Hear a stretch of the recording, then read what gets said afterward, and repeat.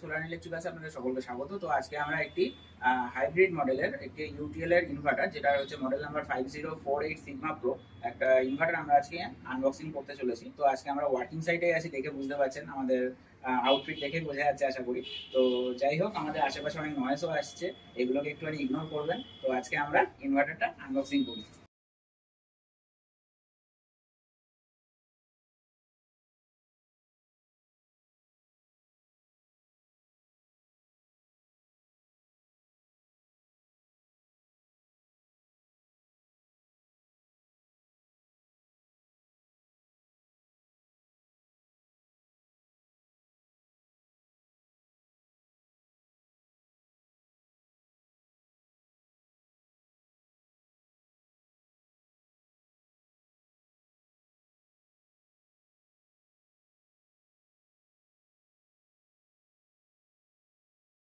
দেখতেই পাচ্ছেন বন্ধুরা, উপরে একটি ওয়ারেন্টি কার্ড দেওয়া আছে।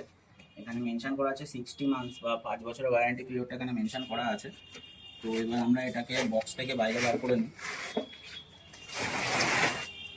দেখলেন খুব সুন্দরভাবে বক্সটা ওপেন হয়ে গেল।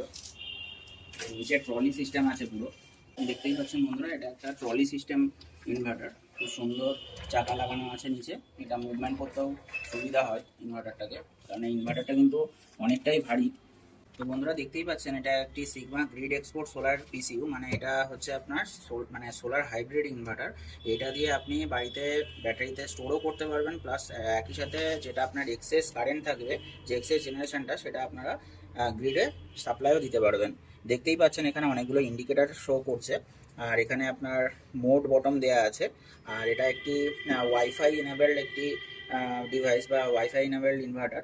এটার সাথে আপনারা বাড়ির যে আপনার ওয়াইফাই কানেকশনটা আছে সেটা দিয়ে ডাইরেক্টলি অনলাইন করে দিলে আপনারা যে কোনো প্রান্ত থেকে এটি যে মানে আপনার সোলার প্যানেল থেকে কত পরিমাণ আপনার ভোল্টেজ কারেন্ট জেনারেট হচ্ছে, কতটা আপনার গ্রিডকে এক্সপোর্ট করছেন বা বাড়িতে ইউজ হচ্ছে, প্রত্যেকটা জিনিসের পুঙ্খানুপুঙ্খ ভাবে দেখতে পাবেন আপনারা। দেখতেই পাচ্ছেন প্রথমত এখানে একটি খুব সুন্দর এক্সস্ট ফ্যান দেওয়া আছে, একটি বড় এক্সস্ট ফ্যান দেওয়া আছে। এটাতে খুব তাড়াতাড়ি আপনার মেশিনটা ঠান্ডা হয়ে যাবে গরম হয়ে গেলে। এখানে হচ্ছে ইনভার্টার ইউপিএস এবং হচ্ছে বাইপাসের একটি অপশন, মানে সুইচ দেওয়া আছে।